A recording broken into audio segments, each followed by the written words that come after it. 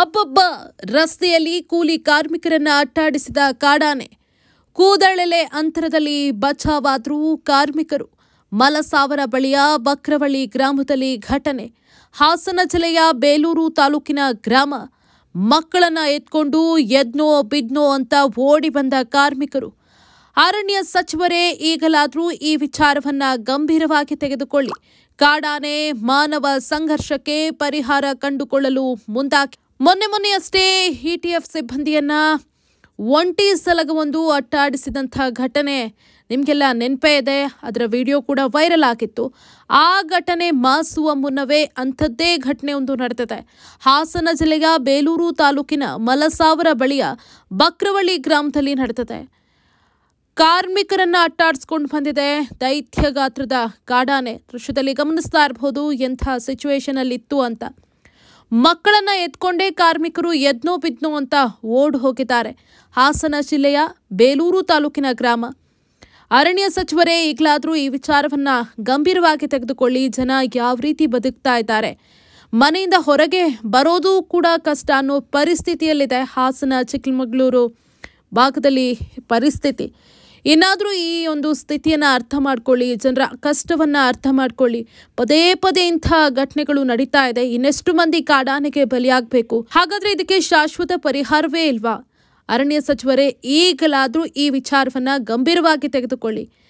ಕಾಡಾನೆ ಹಾಗೆ ಮಾನವ ಸಂಘರ್ಷಕ್ಕೆ ಪರಿಹಾರ ಕಂಡುಕೊಳ್ಳುವ ನಿಟ್ಟಿನಲ್ಲಿ ಮುಂದಾಗಿ ಹೆಜ್ಜೆಯನ್ನ ಇಡಿ ಅಂತ ಜನ ಆಕ್ರೋಶವನ್ನ ಹೊರಹಾಕ್ತಾ ಇದ್ದಾರೆ, ಆಗ್ರಹಿಸ್ತಾ ಇದ್ದಾರೆ.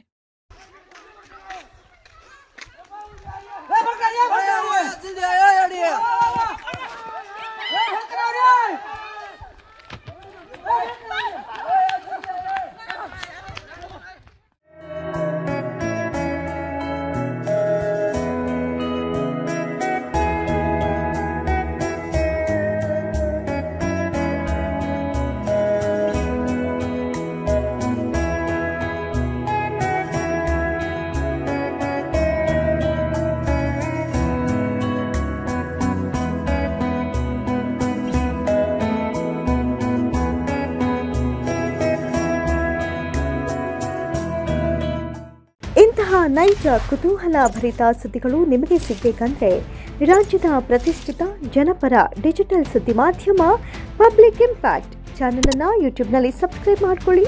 ವಿಡಿಯೋ ಇಷ್ಟವಾದರೆ ಲೈಕ್ ಮಾಡಿ, ನಿಮ್ಮ ಇಷ್ಟದವರಿಗೆ ಶೇರ್ ಮಾಡಿ ನಮ್ಮನ್ನು ಪ್ರೋತ್ಸಾಹಿಸಿ. ಹಾಗೆಯೇ ಫೇಸ್ಬುಕ್ನಲ್ಲಿ ಪಬ್ಲಿಕ್ ಇಂಪ್ಯಾಕ್ಟ್ ಫಾಲೋ ಮಾಡೋದನ್ನು, ಇನ್ಸ್ಟಾದಲ್ಲಿ ಜೊತೆಯಾಗೋದನ್ನು ಮಿಸ್ ಮಾಡಬೇಡಿ.